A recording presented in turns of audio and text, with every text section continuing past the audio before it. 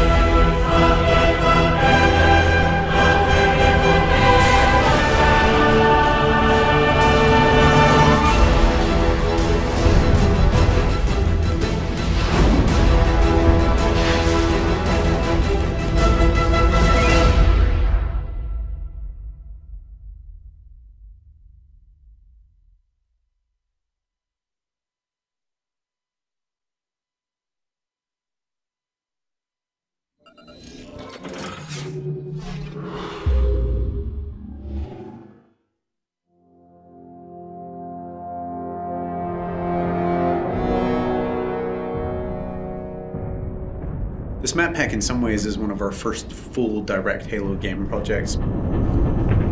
We started thinking about what do we want to do for map packs, when do we want to do them.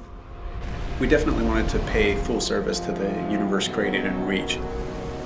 One big consideration when we were working was how do we fit this to the fiction? All these maps are unique from the story standpoint of being places that are snapshots around the Reach universe as Reach is falling. You're constantly confronted with the fact that there's this beautiful place, but it's not going to be there forever.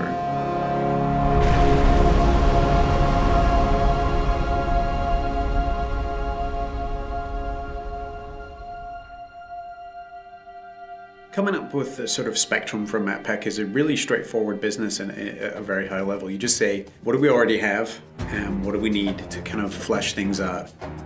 Everyone on the right side is working on super top secret stuff I can't talk about. And then everyone over here is also working on super secret stuff that goes. Certain Affinity, we're an independent developer. It's kind of spread out where we have artists down here in Austin, Texas. In little pods. We're about 50 people now. That team has a lot of experience with the engine, a lot of experience with Halo. Incredible Halo fans, obviously, because so many of them have been involved in the games before. On Halo 1, I ended up doing the user interface. Halo 2, I shifted to development. On Halo 3, I was multiplayer online lead. So right from the get-go, we worked really closely with the publishing team at 343 to identify maps that would make sense in the context of Reach. Example of the overgrown stuff that we're talking about. It was great because CA was crazy passionate. Like, these guys just showed up with a huge list. And it was more a question of just, okay, well, we can only make so many of these, so, you know, let's get to ones that we think kind of fit the fiction, fit the flow. There was a lot of exploration and a lot of collaboration between the two groups. One idea that came to mind was, wouldn't it be awesome to have a multiplayer map that you can see the planet getting glassed below you? Condemned takes place high above Reach on a space station, somewhat decimated by Covenant attack. So when we started Condemned, we wanted to make a map that was really fun for close range, but still had some long range sniping stuff in it. We're looking at Lockout specifically. What are some of the characteristics about Lockout that we think are so fun, and how can we take some of those and do them in a completely new map? Something that really pulls infantry together in a really tight environment. It is a circular map. How do we prevent people from just getting in this habit of going in a circle and never meeting each other? The low grav center, which we experimented with a couple different ideas on. Starting this one spot where no matter where you are on the map, you can always get to the action quickly, or you can always get across the map quickly. It does change your gameplay style and things you need to do. And you're kind of a sitting duck when you're sitting out there in low gravity, floating around. I remember at one point there was a giant energy beam that would come down, and if you were standing on that center platform at the wrong time, you would get blasted to smithereens. It was just encouraging people not to go into the center of the map, which is the exact opposite of what we wanted to do, so we just removed it. The earliest stages of the art pass were dark and much more creepy. If it's dark and industrial, it's really easy to get lost. So over the course of development, we decided to brighten this space more. And make it still retain a lot of the character we originally wanted, but to make it work. On a really tight map like Condemned, it's critical that the player is able to orient themselves. It actually came down to a lot of art coming in and helping us out and doing color-coded rooms. In the comm room, there's actually a big hologram establishing where it's been damaged and that it had been abandoned. Thinking about it like a facility that you would be in, what kind of signage would be around that would help you navigate an airport or a hospital or a military base. One of the effects which we iterated on the most was the shield door effect. We couldn't make it look like a shield from any other shield effect that you have in Halo because that would communicate a certain functionality. We had to design a new one, and we went through probably 4 or 5 different iterations. Some were way too strong and way too distorted because people wanted to be able to stand and shoot through the reactor core, and so we couldn't do anything that would really obstruct the view. I think it's going to be really fun when people play it the first time and they think they can go their old camping routines with the shield door and they just get a sticky grenade right in their face and they're going to drop it. At the end, I feel like we have a map which has a lot of mood in each of the spaces and really feels unique, not just in and of itself, but to the rest of all the maps that are within the Halo franchise. We're looking at the story and the fiction, and we really want all of our maps to be set in very distinct locales. Highlands is a military training preserve where certainly Spartans did some training. You have the guard tower in the middle, judging the war games. The Pelican crash landed that had a bunch of Spartan 2s on it. The Covenant coming in and glassing the entire planet.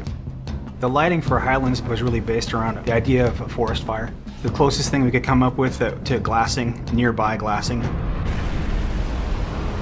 In some of the original concepts that we did, we were really going for more of an abandoned training facility. We had vines growing up, the buildings, and lots of overgrown foliage. Originally the waterfall, which comes down through the middle of the map, flowed over and actually kind of hid the gully where the ghost is in there.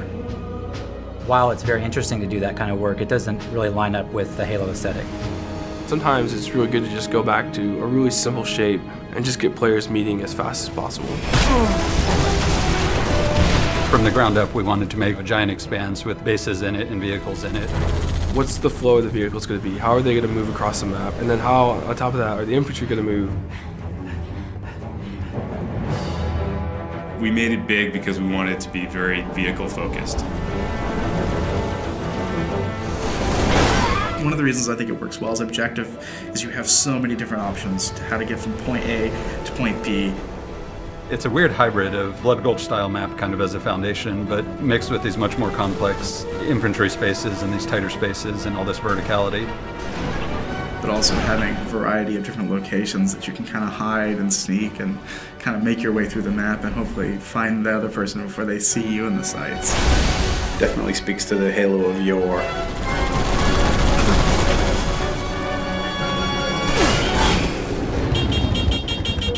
The new expanded firefight support meant that we definitely wanted to put in another firefight map. Unearthed is a really dusty, dry, arid environment. Reach is an industrial world, and its main purpose is a kind of military-industrial outpost at the far reaches of human space. It's quiet. You can see the tire tracks on the ground where there's been human activity, but it's gone. It's a ghost town. It's a ghost world. So you're seeing this huge open-cast mining facility with these kind of step plateaus where the minerals are being extracted from the ground. The complex itself is built right next to a meteor impact, so it made unearthing the titanium really easy. Set, start. Creating a firefight map is a very different experience. We have to account for all these different types of AI of all different sizes, of all different movement types. Phantoms come in and supply the enemies to the outer perimeter. Hunters are almost 2 times the size of a player. When you go to put a door in, can this giant hunter fit through it? We really wanted to make a map that would allow people to jetpack from multiple levels. We wanted people to be able to armor lock in hallways and block the AI and get them to have to move and do different things. We cater to a wide variety of playstyles. If you want to do close quarters combat, there's opportunity for that in there. If you want to just get in a vehicle and run havoc and run over, 40, 50, 60 grunts, then you can. They want more vehicle combat in Firefight because that just adds a different dynamic than just being a Spartan on foot. There's an inherent oval racetrack, and we have warthogs. So you put 2 and 2 together, you can run laps through the map. So there's literally through the main structure, and then under the bridge, and then back around. You can load up with your buddies, get a rocket launcher, rod and shotgun, and then run laps and just rack them up. Just mauling through tons of Covenant. It adds this kind of exclamation point on the excitement and fun that is Firefight. I hope that when players first play Unearthed, that they take a look around and just feel inspired and in awe of the grand scale of things, because it's a huge map.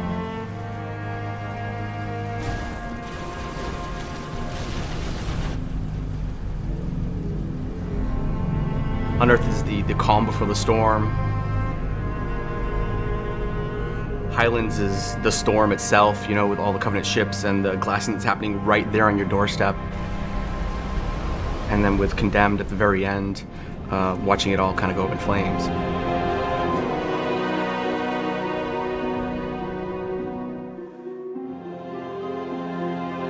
This is really something being created by 343 and CA, and just being created by a bunch of diehard Halo fans.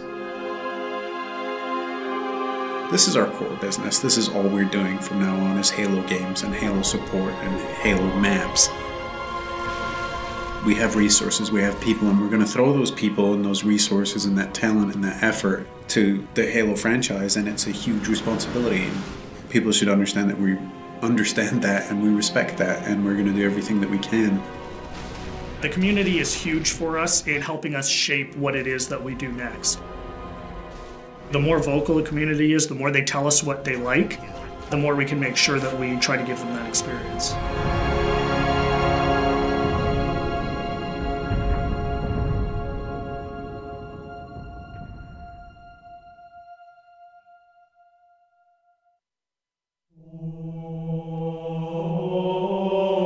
Years ago, Halo changed the way we play video games. 10 years ago, Halo introduced millions of fans to an incredible new universe and delivered billions of hours of entertainment. That was 10 years ago. This is now. The campaign of the decade, remade and remastered.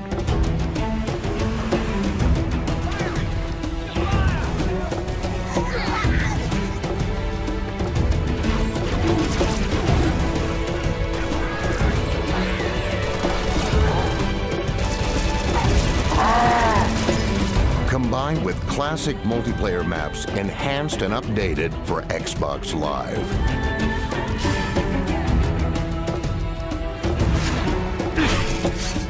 A fully remastered campaign. Co-op over Xbox Live. And 7 of the greatest multiplayer maps of all time. Halo. It's finished. No. I think we're just getting started. Halo Combat Evolved Anniversary.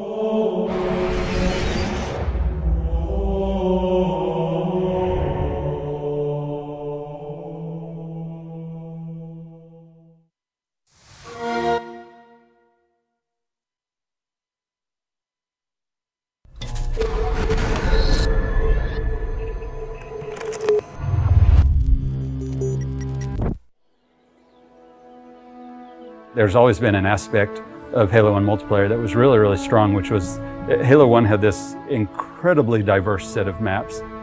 It really was this incredibly focused experience. It had this beautiful simplicity. It's not often that a game just addicts me like that, where I have to keep playing it. It was amazing to me just to see how our entire art team would just go down for entire evenings at a time, right? Just from 4 o'clock till 10 o'clock to just play Halo multiplayer.